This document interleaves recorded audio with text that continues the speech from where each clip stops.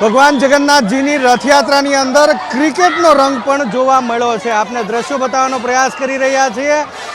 અલગ અલગ world cup જે 1983 થી 2024 સુધીમાં ભારતીય ક્રિકેટ ટીમ જીતી છે તેમના ફોટા સાથે એ ટ્રોફી સાથે આ ટેબ્લોને શણગારવામાં આવ્યો છે।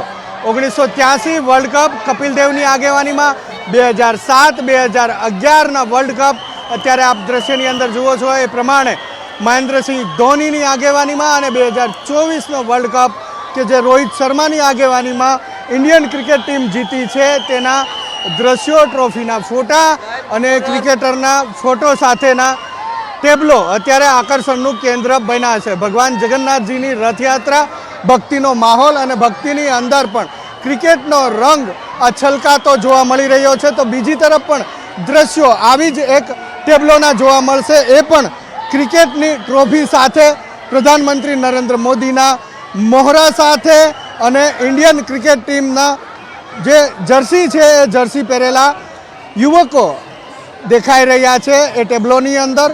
આપ દ્રશ્યની અંદર જુઓ છો એ મુજબ 1983 કે જે વર્લ્ડ કપ ભારતીય ક્રિકેટ ટીમ જીતી હતી તેની ટ્રોફીની પ્રતિકૃતિ પણ અહીંયા રાખવામાં આવી છે।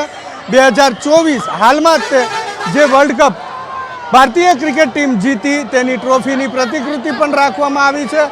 બંને કેપ્ટનના વેશભૂષા પણ ધારણ કરવામાં આવી છે અને સાથે પ્રધાનમંત્રી નરેન્દ્ર મોદીની વેશભૂષા ધારણ કરી અને આ યુવક ટેબ્લોની અંદર જોવા મળી રહ્યા છે। તો તેની સાથે સાથે જ વૃક્ષો વાવો તેનો સંદેશ પણ આ ટેબ્લોની અંદર આપવામાં આવી રહ્યો છે। વિવિધ પ્રકારના સ્લોગન લખવામાં આવ્યા છે અને સ્લોગનની સાથે અમે છીએ તમારું રક્ષણ કરવા માટે, તમારું જતન કરવા માટે, એ પ્રકારે વૃક્ષો બની અને કેટલાક યુવાનો અહીંયા ઊભા છે, વૃક્ષોની વેશભૂષા તેમણે ધારણ કરી છે અને એ રીતે એક તરફ ક્રિકેટનો રંગ તો બીજી તરફ પર્યાવરણ પ્રત્યેનો પ્રેમ, પર્યાવરણ પ્રત્યેની જાગૃતતા લાવવાનો સંદેશ આપવાનો પ્રયાસ આ ટેબ્લોની અંદર કરવામાં આવ્યો છે। તો ભગવાન જગન્નાથજીની રથયાત્રાની અંદર જે ટેબ્લો જોડાય છે તેની અંદર વિવિધ પ્રકારના રંગ પણ જોવા મળી રહ્યા છે।